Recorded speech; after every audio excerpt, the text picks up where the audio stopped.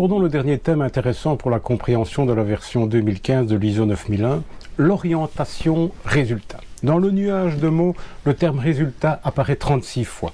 Dans la version précédente de l'ISO, celle de 2008, il apparaissait 25 fois. C'est un premier indice de l'insistance apportée par les auteurs de la norme à cette entrée.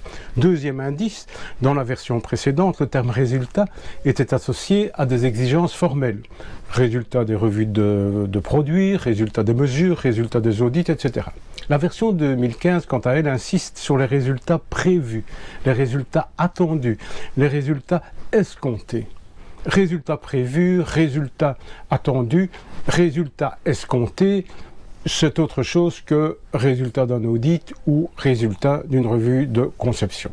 Cela touche à l'ensemble de l'entreprise, on y a réfléchi au préalable et on a fixé des seuils, des objectifs généraux à atteindre. Qu'est-ce que cela change, me direz-vous ? Et puis, on ne voit pas bien une direction ne pas se préoccuper des résultats de son entreprise sous peine de cesser très vite ses activités. Eh bien, ce n'est pas si anodin que cela, cette inflexion vers les résultats de la part des rédacteurs de la norme. Depuis le début de l'assurance qualité, nous l'avons vu, la norme était davantage orientée méthode que résultat. Souvenez-vous du slogan de l'assurance qualité, dites ce que vous allez faire, sous-entendu par les procédures, faites ce que vous aviez dit que vous alliez faire et prouvez que vous avez bien fait ce que vous aviez dit que vous alliez faire, sous-entendu par les enregistrements. C'est ce que l'on appelle le MBM, le Management by Means, opposé au MBR, Management by Result. C'est l'américain Thomas Johnson qui a développé cette opposition. En 1987, il écrit avec Robert Kaplan « Relevance Lost », perte de sens, pertinence perdue, un ouvrage qui donne un coup de boutoir dans le monde de la comptabilité de gestion. Il soutenait que la comptabilité de gestion avait perdu son sens en étant soumise aux chiffres pour les chiffres et que leurs membres étaient des moulineurs de chiffres, n'étant d'aucune utilité pour les directions d'entreprise dans leur prise de décision. Après ce coup de tonnerre, Robert Kaplan développera la méthode ABC, Activity Based Costing, et le Balance Scorecard.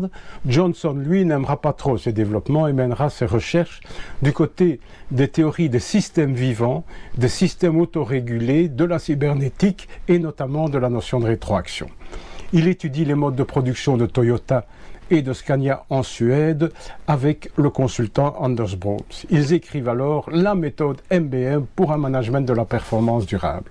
C'est une lecture passionnante. Illustration du management par les méthodes. Le pâtissier, voulant produire des gâteaux moelleux, se concentre sur sa méthode traditionnelle. Tant de farine, tant de beurre, d'œufs, telle méthode de pétrissage de la pâte, telle température pendant tant de temps, tel degré hygrométrique, etc. Et il est certain du résultat. Il se concentre sur sa méthode. Et si la méthode est bonne et appliquée comme il se doit, eh bien les résultats suivront d'eux-mêmes. À l'inverse, avoir les yeux fixés sur les résultats sans se préoccuper de la méthode et même pire, dire aux collaborateurs « peu importe comment vous y arrivez, du moment que vous y arrivez » est la pire des solutions. C'est le paradoxe du marquoir. Avoir les yeux fixés sur le marquoir et pas sur le jeu de l'équipe conduit l'équipe presque certainement à la défaite.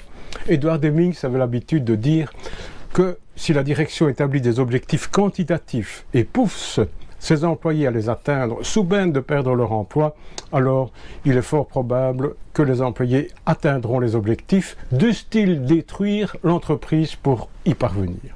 Or, jusqu'à présent, la méthode ISO 9001 la norme était centrée sur les moyens et les méthodes, les procédures, les audits, les enregistrements. La bonne application des procédures, les enregistrements sans défaut, suffisent à obtenir le diplôme. L'audit de certification se prononce sur la mise en œuvre effective des moyens et très peu sur les résultats obtenus. Il semble donc que le rédacteur de la norme veuille donner une inflexion à la philosophie de la norme ISO 9001 en donnant de l'importance et de la visibilité à l'anticipation des résultats à atteindre sans concéder quoi que ce soit au n'importe comment du moment que vous y arrivez. Les musiciens connaissent bien l'importance des méthodes de pratique efficaces pour arriver à interpréter une œuvre dans son âme. Terminons par cette citation de Beethoven, cherche un refuge dans la sagesse seule, car s'attacher au résultat est cause de malheur et de misère. Retrouvez le texte de cette vidéo sur le blog de aboutyou.wordpress.com.